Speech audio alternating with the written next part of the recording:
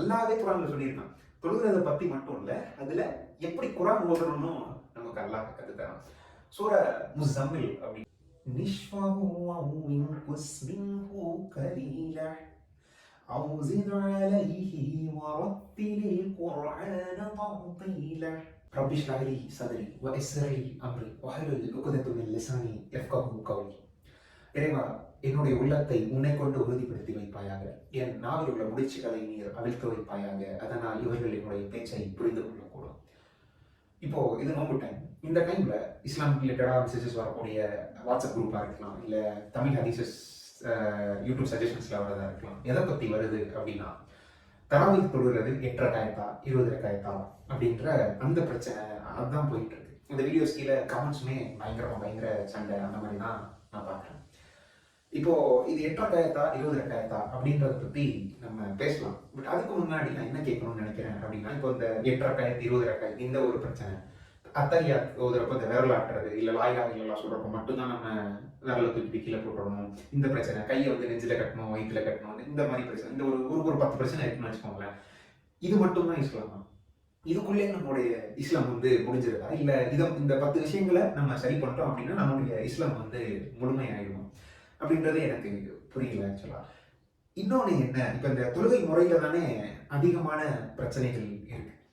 நான் என்ன கேட்குறேன், அதாவது இந்த இந்த விரலாட்டுன்னு சொல்ற இந்த குரூப்லையும் நான் இல்லை, இல்லை லா இலாஹ இல்லல்லாஹ் சொல்ற இப்போ மட்டும்தான் நம்ம விரல் தூக்கணும் அப்படின்னு சொல்ற அந்த குரூப்லையும் நான் சேரல. ஓகே, ஒரு காமன் மேனா இந்த பள்ளிவாசலையும் நான் தொழுதுருக்கேன், இந்த பள்ளிவாசலையும் நான் தொழுதுருக்கேன்.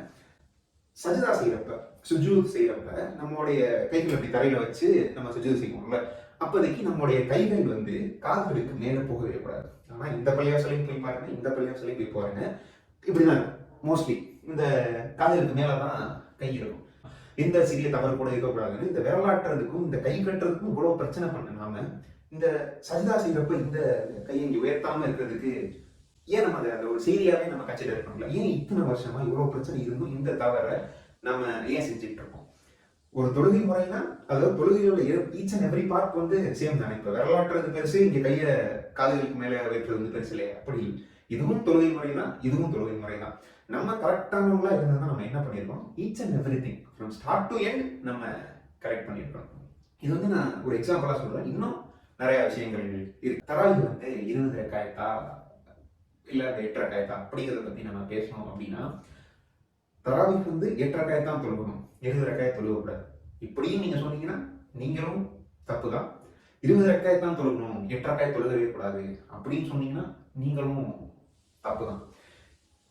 இது ஆக்சுவலா தராவீஹ் அப்படின்றது வந்து ஒரு ஈவன் நம்பர்ஸ்ல நம்ம தொழுக வேண்டிய ஒரு தொழுகை. அதாவது 2, 4, 6, 8, 10ன்னு நம்மளால எவ்வளவு முடியுமோ நம்ம அவ்வளவு தொழுதுக்கலான்ற அந்த பாட்டு தான் கரெக்ட். இப்போ இந்த 8 ரக்காயத் தொழுகிறவங்களோட இன்டென்ஷன் எப்படி இருக்கணும்னா, நபி ஸல்லல்லாஹு அலைஹி வஸல்லம் வந்து 8 ரக்காயத் தான் தொழுதாங்க, அதை ஃபாலோ பண்ணி நான் தொழுகிறேன் அப்படின்ற அந்த இன்டென்ஷனோட தான் நம்ம தொழுகிறோம். இப்போ 20 ரக்காயத் தொழுகிறவங்களோட இன்டென்ஷன் என்னவா இருக்கணும் அப்படின்னா, நான் அதிகமான நன்மையை செய்யணும்னு ஆசைப்படுறேன், அதனால நபி ஸல்லல்லாஹு அலைஹி வஸல்லம் 8 ரக்காயத் தொழுதிருந்தாலும் நான் 20 ரக்காயத் நான் தொழுதாதான் எனக்கு சாட்டிஸ்ஃபைங்கா இருக்கு, நான் அதிகமான நன்மைகளை சேகரிக்கணும்னு நினைக்கிறேன் அப்படின்னா அந்த இன்டென்ஷனோட தொழுகலாம்.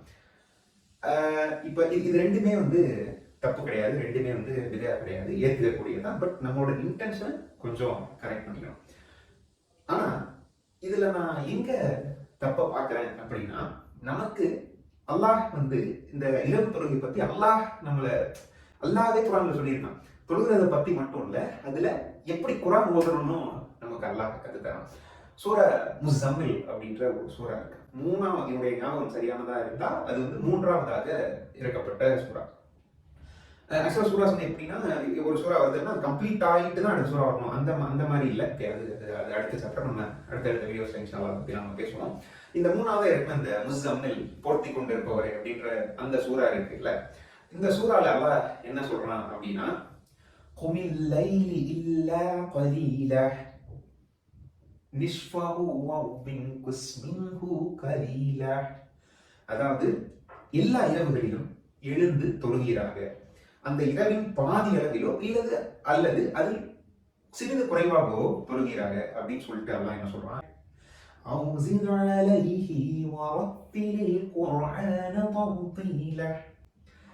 அதாவது அல்லாஹ் இங்க என்ன சொல்றான் அப்படின்னா வரத்தில் குர்ஆன தர்தீல.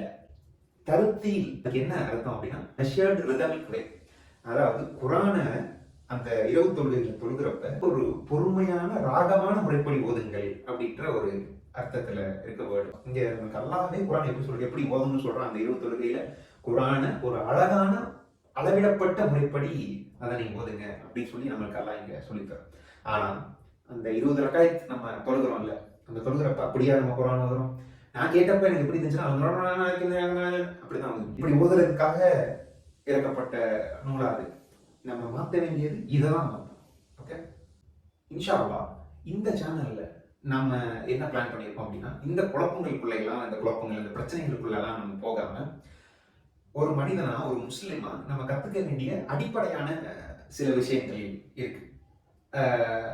இப்போ ஃபார் எக்ஸாம்பிளுக்கு உதுவை பத்தி நம்ம ஹதீஸ் படிக்கிறோம் அப்படின்னா, இப்போ புகாரில ஒரு 100 ஹதீஸ் இருக்கும், முஸ்லிம்ல இருக்கும், இப்னு மாஜால இருக்கும், அஹ்மதுல இருக்கும். இந்த மாதிரி இந்த ஹதீஸ் புக்ல ஒரு சாப்டர் பத்தி, இந்த உழுவுங்கிறத பத்தி எக்கச்சக்கமான ஹதீஸ் இருக்கும். அந்த ஹதீஸ்மே ஒரு ரெப்பிட்டேட்டிவ் ஆர்டர்ல இருக்கும். ஒரே ஹதீஸ் பல முறை இருக்கும், சின்ன சின்ன சேஞ்சஸோட இருக்கும். ஒரு சிலது வந்து ஷஹீ உண்மையான அத்தன்டிக்கான ஹதீஸா இருக்கும், இன்னொரு ஹசன் ஓகே ஏற்கக்கூடிய ஹதீஸா இருக்கும், இன்னொன்று வந்து வீக்கான தைஃப் அந்த மாதிரி ஹதீசஸ் இருக்கும். இந்த மாதிரி பல குழப்பங்கள் இருக்கு. நம்ம டைரக்டா ஒரு ஹதீஸ் புக்ல இருந்து எடுத்து படிக்கிறது கொஞ்சம் காம்ப்ளெக்ஸான விஷயமா இருக்கனால இந்த ஹதீஸ்கள் எல்லாம் மக்களுக்கு போய் சேர்றதுல கொஞ்சம் டிஃபிகல்டிஸ் இருக்குன்றதுனால இப்னு ஹாஜர் அப்படின்ற ஒரு அறிஞர், இப்ப சில புக்ஸ்லாம் இருக்கு இல்லையா, எப்படி சொல்றது, பல கதைகள் கட்டுரைகள்லாம் எழுதப்பட்ட நிறைய புக்ஸ் இருக்கு. அந்த மாதிரியான ஒரு ஸ்காலர் கிடையாது. ஹதீஸ் புக்ல காமனா இருக்கக்கூடிய ஹதீசஸ் எல்லாத்தையும், காமனா அத்தன்டிக்கா இருக்கக்கூடிய ஹதீசஸ் எல்லாத்தையும் கலெக்ட் பண்ணி, இப்போ ரெப்பிட்டேட்டிவா இருக்கலாம், இதுலயும் அதே ஹதீஸ் இருக்கும், இதுலயும் அதே ஹதீஸ் இருக்கும், இந்த மாதிரி ரெப்பிட்டேட்டிவா இருக்கனால எல்லாத்தையும் காமனா ஆக்கி இதுலயும் என்ன இருக்கு அப்படின்ற அந்த ஹதீஸ்களை எடுத்து நமக்கு ஒரு கம்பைல் பண்ணி புலூகல் மரம் அப்படின்ற ஒரு புக்கா நம்மளுக்கு இருந்திருக்காங்க. இதுல இந்த ஸ்காலர் வந்து இருக்கிற ஹதீஸை கூட்டவும் இல்லை குறைக்கவும் இல்லை, ஹதீஸ்களை அப்படியே எடுத்து நம்ம ஈஸியா ஃபாலோ பண்ற ஒரு மெத்தட்ல நம்மளுக்கு ப்ரெசென்ட் பண்ணியிருக்காங்க. இப்போ இந்த புக்கோட ஸ்ட்ரக்சர் எப்படி இருக்கும் அப்படின்னா, the book of purification, the book of prayer, அதாவது சுத்தம் செய்து கொள்ளுதல் இல்லை அல்லது தூய்மைப்படுத்துதல் பத்தி நம்மளுக்கு நபிசாசம் என்ன கருத்து தந்திருக்காங்க. புக் ஆஃப் ப்ரேயர், தொழுகை பத்தி நமக்கு நபிசாசம் என்ன கருத்து தந்திருக்காங்க. த புக் ஆஃப் ஃபாஸ்டிங், நோன்பு வைக்கிறத பத்தி நமக்கு நபிசாசம் என்ன சொல்லி தந்திருக்காங்க. இல்ல புக் ஆஃப் மேரேஜ், இந்த மாதிரி பல சாப்டர்ஸ் இருக்கும். அந்த சாப்டர்ஸ் கீழே இப்போ இந்த புக் ஆஃப் பியூரிஃபிகேஷன், அதாவது தூய்மைப்படுத்துதல் அப்படிங்கிற அந்த சாப்டருக்குள்ள நம்மளுக்கு பார்த்தோம்னா தண்ணீரை பற்றி நமக்கு நபிசாசம் என்ன கருத்து தந்திருக்காங்க. அதாவது எது தூய்மையான தண்ணி, எதை நம்ம பயன்படுத்தலாம், எதை நம்ம பயன்படுத்தக்கூடாது.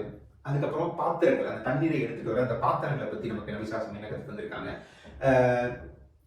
உது எடுக்கிறத பத்தி நமக்கு என்ன நபிசாசம் கருத்து தந்திருக்காங்க. மசம் செய்யறதை பத்தி நமக்கு நபிசாசம் என்ன கருத்து தந்திருக்காங்க. அந்த உது எப்படி முறியும், எதெல்லாம் உதுவை முறிக்கக்கூடிய விஷயங்கள் நமக்கு நபிசாசம் கருத்து தந்திருக்காங்க.